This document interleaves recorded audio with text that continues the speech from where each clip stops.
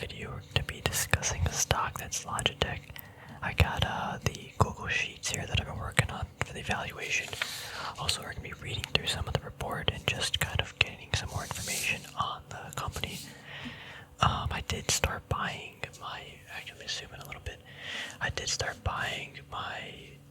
starting my position in this company, and this is kind of why below $50 is what I determined would be a good price. And actually, as of today, it's September 2nd.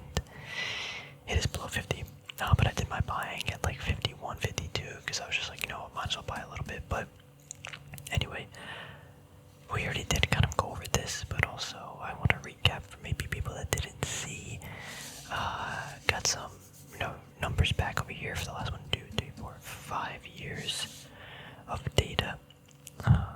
But yeah, my quick valuation model, because it's probably the most important thing you guys are probably wondering. I'm expecting, so okay, real quick, the analyst estimates are expecting $7 billion revenue in 2026 with 17% net income margins. I thought that was really generous, so I wanted to downscale that a pretty good amount. So I said, in 2026, 14% margins and 5% revenue growth. That would bring us to 6.4 billion in revenue. I thought that was somewhat generous. So that's my margins there. Oh, sorry, that's my margins there. So yeah, do that.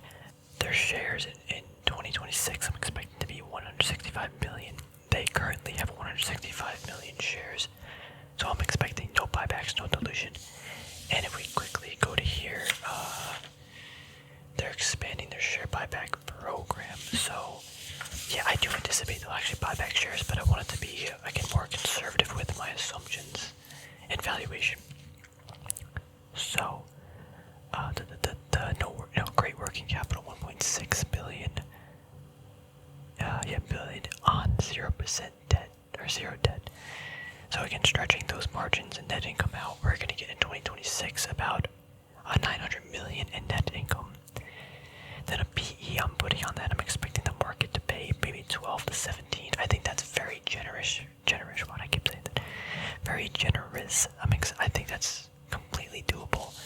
The 3-year PE right now we're looking at about 12.5, and a 3-year market cap free cash flow about 13. I don't have the current PE, but it's probably like 16, 17. I guess I could look it up, but actually, I could just do this number right here. Oh, where's my calculator when I need it? I actually just got this new calculator. It's probably the first time, I guess my second time using it. Kind of old school, but it was super cheap. So what we're doing? We're doing today's market cap of about 8.5 billion. And their net income was 645, so 645 divided by, let's do 850. I did that wrong. 850 divided by 645. So we're looking at about a 13 PE of 13.2 about. So yeah, it's still kind of within the realm, 12 to 13, 14 PE area. I think that's still super cheap for this type of company, to be honest, because I'm expecting a pretty good amount of growth. Again, that's the, I guess, story per se. So it might not happen, but again, that's where the investment comes into play. Okay, so getting back to the PE though, I think 12 to 17 is quite not generous, but I think it's highly probable that the market's going to be valued at that range. I guess the reason why I think that though is just because this is, it's not I would actually consider this to be consider this to be a growth stock. And even 17 as a PE for this type of growth is, I think, a little low. So I would expect this to be a little bit more on the conservative side, even like at the 17. So my 12 PE in this time period is like the lowest I think this would be valued. So, and I'm already being kind of conservative, maybe depending on the analyst expectations and stuff. But yeah, I'm even downplaying the margins by 3% and the growth rate by like maybe 3% also, and giving it a low PE. So I feel like I'm covered in those areas. Assuming, bought this and applying a 15% margin of safety, I'm looking at in 2026 the minimum price being super conservative, $55. So if I want a 10% return, 11% today, if I bought today, I would be expecting about an 11% return. That's, obviously not amazing, but not bad. Again, on the low end, maybe up to like a 50% return. Again, these are based on not a buy recommendation. These are based on my assumptions, my analysis, theories, and stuff like that. My average price right now, I think, is like 51. So, it's not like super low. Obviously, the lower I get this, the higher return that I should be expecting. But yeah, that's kind of where I'm going from there. But then again, it's gonna depend on your assumptions and stuff and what you think's gonna happen. Let's head on over to just some of this. We'll go and highlight some stuff. So again, this is Q1, I believe. I believe it's Q1 outlook, right? Looking to expand the share buyback program. Yeah, Q1 literally right there. Sales were 1.16 down 12% in the US dollar, 9% in constant currency compared to the Q1 of the prior year. Remember, the prior year Q1 they did, or maybe not Q1 specifically, but just again 2021 was a great year for them. This performance reflects a challenging macroeconomic environment for the industry in comparison to quarter. Yeah. So again, they're comparing it to a quarter that grew 26%. And they are also in a pretty, zoom in a little bit, poor macro environment right now. So yeah, it's down 12%, but they've already been up. Let's go to this really quick. They are up 60-something% from the previous year, and they almost sustained it in 2021. So again, this is Q1 of 2023 now, I guess, right? I'm actually, hold on, 2023. So last year, again, 2021. Let me zoom in again. I always do that. They grew, 2020 to now, they grew. They almost doubled, 77%, and they were able to sustain that even in difficult times. Now we're in 2023, technically, from the way that they do things.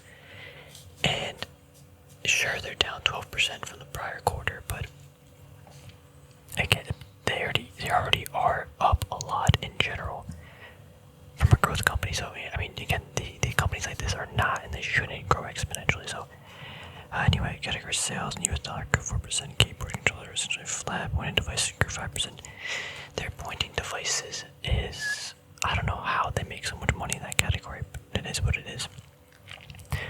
The gaming sales declined 16%. That to me is a little concerning because that's the part where I'm expecting the gaming sector to be growing a lot. So the fact that it declined 16%, I guess again you're comparing it to the prior quarter. So I like to compare things from, again, a broader standpoint, but just comparing to there.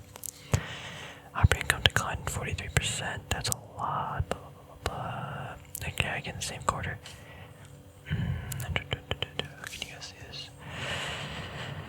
Their EPS, or is it compared to where we got EPS declined 44%?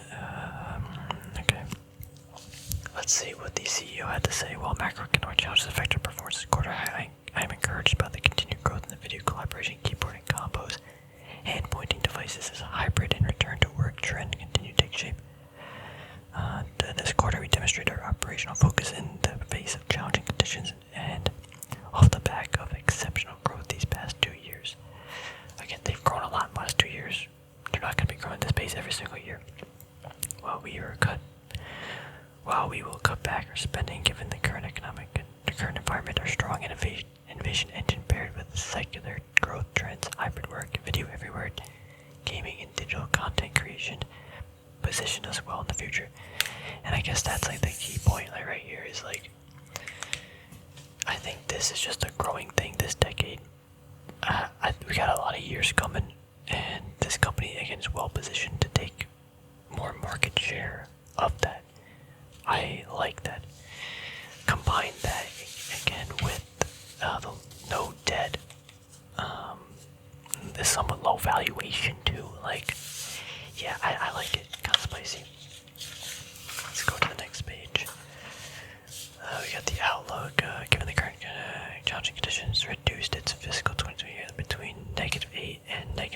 4% sales growth.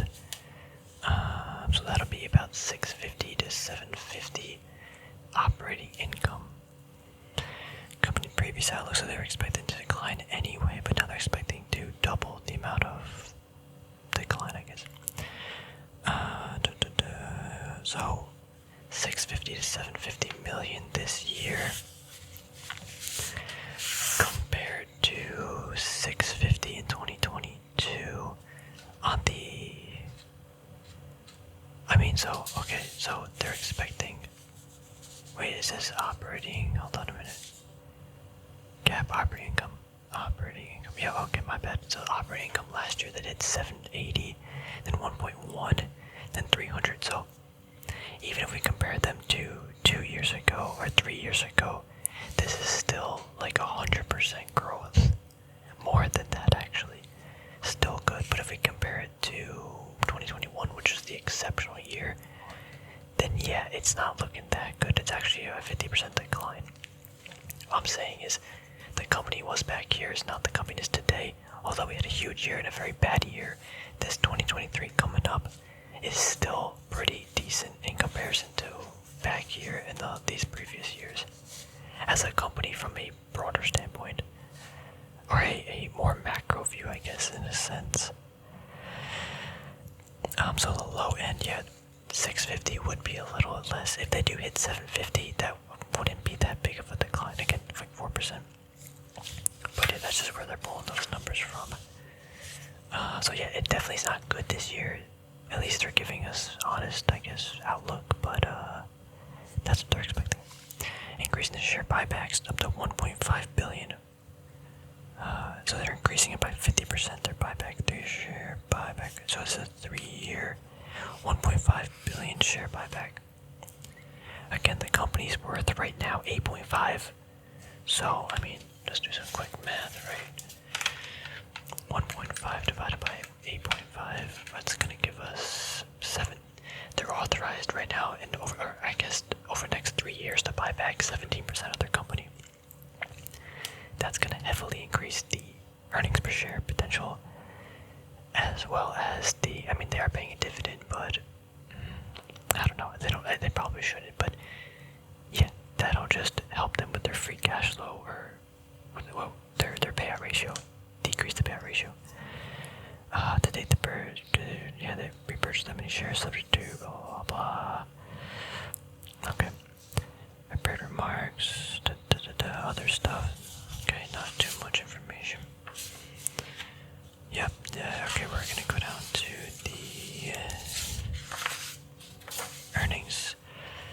So 3 months end. Do we have like a 6 month? Actually, we're only gonna get the 3 months end, right? Yeah. Let me zoom out the tad. Perfecto. R&D. So 2021, 2022.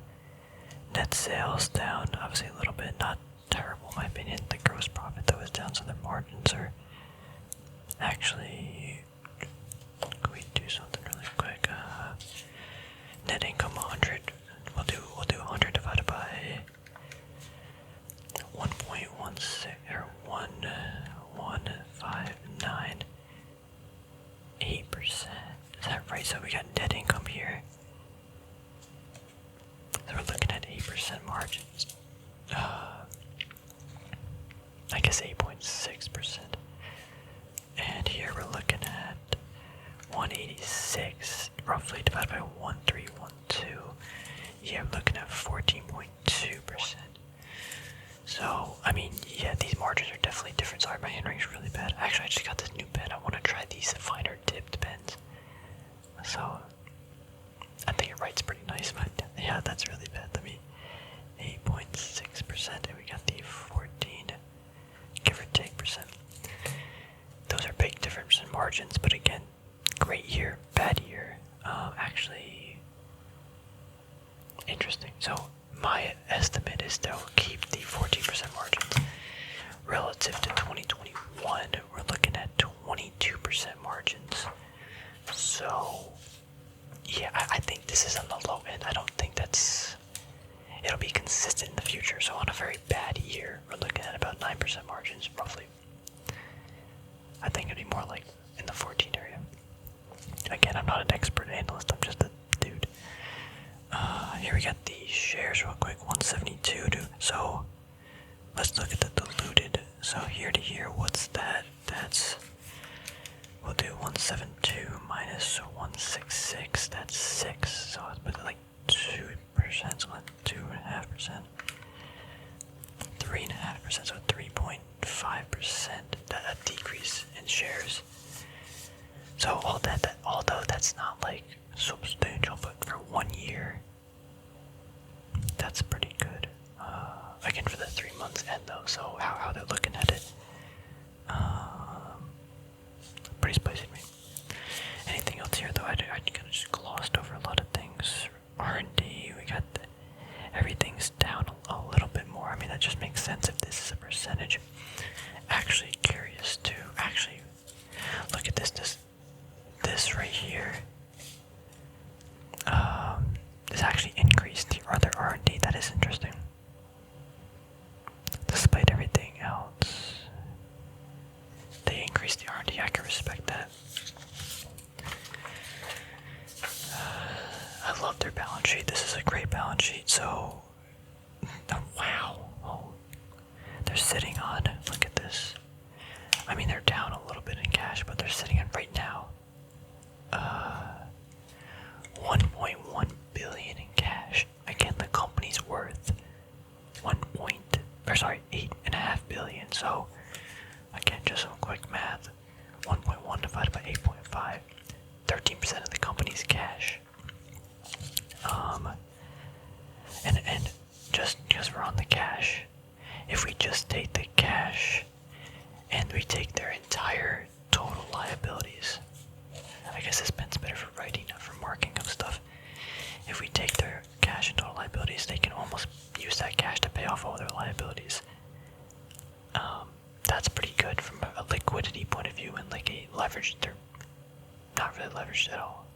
So yeah, goodwill and intangibles are only about 80 billion. Or sorry, that's a lot. So what is that like? That's about 500,000. Sorry, 500 million. Wait, that's a lot. What am I doing here? Yeah, that is a lot of goodwill and intangibles. So I mean, we could just subtract 500 from this, and we'll actually get the actual assets. I mean, they do have a decent amount of current liabilities. Most of it, I guess, accounts payable.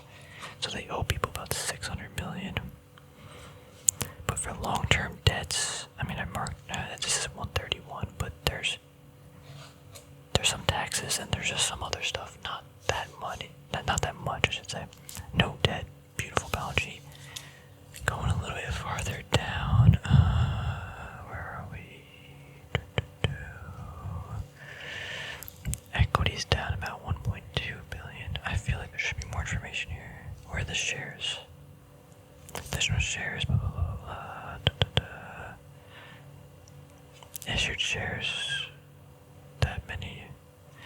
So this is how many shares they added, I guess. Issued shares. No. I'm just gonna not talk about that because I don't know what I'm doing anymore. Let's bypass that. Yeah, I read the cash flow statement, so I mean, look at this, they're down almost in half. I mean, net income, we did already say that, my bad. I want to do net cash from operating activities actually in the negative. Is this right? Where are we? Net cash used in operating activities, that is right, that's the line. This is the cash, investing activity should be less. Here we have the PPE. I'm just trying to filter out the stuff. Okay, I think this should be fine. So, wait, I'm confused. Oh, the 3 months end. Okay, again, 3 months, I keep forgetting. I guess that is interesting because their free cash flow last year did 209 and 1.3. So I guess they're like their third quarter for ending in June. They have to pay a lot. Where's all this money going? Accounts payable, yeah, that makes sense. So right here, I should probably use it into this. This, I guess they're paying a lot of money at the end of this year, or this time. Wow, I'm very bad at this bit. That makes sense, I guess, because their cash flow is not negative like all the time. So this just comes out negative because of the timing of their payments. So sure, yeah, their free cash flow for this year is gonna be super low, but that just makes sorry, for this quarter is gonna be super low when we compare it to the previous quarter. That can make sense. What is this purchase of registered shares? So they did buy 120 million in shares. Nothing in stock options. Why don't they have how much they're paying in dividends here? I mean, we could figure that out really easily, but I'm just, because they didn't pay out this year, that's right. At this quarter, so they only pay, I think, a dividend once every quarter. Or sorry, once every 1 quarter per year so far. But even then, it takes up a pretty good amount of their free cash. It's like, what do we say was the payout ratio? The 3-year average payout ratio, 21.5%, and their dividend's 0.86 actually, so let's just do this now. 0.86 times the amount of shares they had. We say it's like 166. So it's 142 million, or is it 1,000? I think it's million. Yeah. Oh, then divide that by 4 though. So per quarter they're paying, sorry how you guys cannot see if I do that. Per quarter they're paying about 36 million. Yes, in dividends. Assuming they keep this, which I mean, I don't know. I still don't see the point. I think they should just spend the money on the growth, but I've been saying that, so. Alright, I got net sales from each category. Pointing devices is a huge part of their business. Actually, what percentage is this? Got 2, let's do 228 divided by 160. About 20% of their business is in pointing devices, and that's up 4%. Webcam, or keyboards and combos is down by almost 50%. Everything else has some pretty big drops. Down here, I want to take some note. Other includes smart home. I think they should just get out of the smart home business. I don't think they can compete with like Nest, all the products from Google and Amazon. I don't see it. Same thing. Audio and wearables. I mean, it's down 40%, but I think they can just get rid of it. I think they should focus on the gaming. So they should focus on gaming, despite it being down. They're doing good in pointing devices. Get the PC, webcams, that stuff, like, good. Mobile speak, maybe audio and wearables, but they should focus on these 3 segments. Do really good with that. The fact that they're mobile speakers too, like, no, like, come on. I don't know. But again, I think they should focus on 3 things. They are doing a lot of money with video collaboration. I actually don't know what that entails.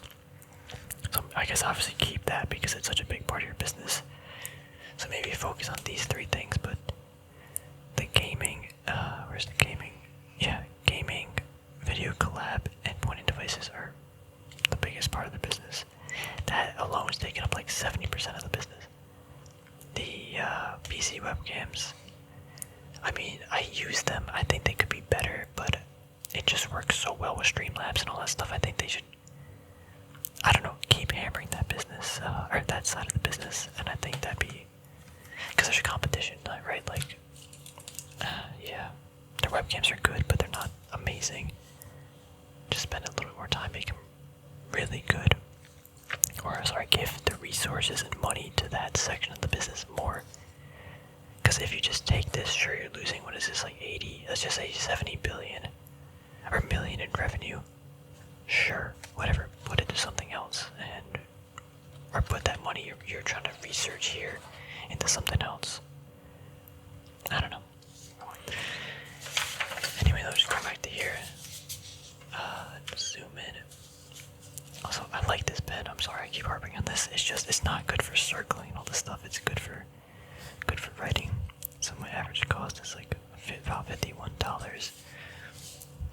that rate, I'm only expecting like a $4 return, right? But I'm hoping to get it to like $45. I don't know what that was. $45, that'd be pretty spicy. That would be a 20% return. There's a bird chirping outside. I actually do like the bird sounds because it's kind of relaxing. Like it reminds me of waking up in like the summer or something. But regardless, yeah, that would be a 20% return with I have a small dividend. But yeah, I like it below 50. And again, there's risk and stuff with this company. There's stuff going on. Maybe they end up going back to the 2020 cash flow or like 2019 net incomes. Or they're looking at like 300, maybe 400 million, which isn't a lot. But I think with everything else going on with the company, I think the growth is there. I'm looking at, let's say, 4 to 6% per year average. So plus 4%.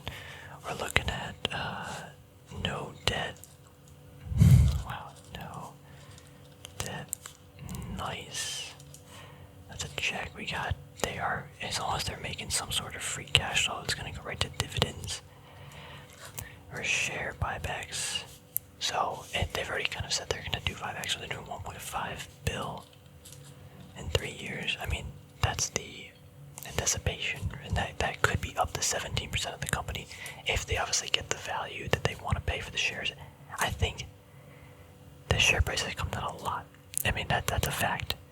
I think now, I mean, I don't know what the company exactly wants to do, but now would be the time to start picking up some more shares and I guess rewarding the shareholders by that way increasing your stock per se. Especially as we get into these, look at this, these low valuation zones for a growth company that should grow, anticipated 5% a year, being somewhat generous. This would not be the time to increase the dividend.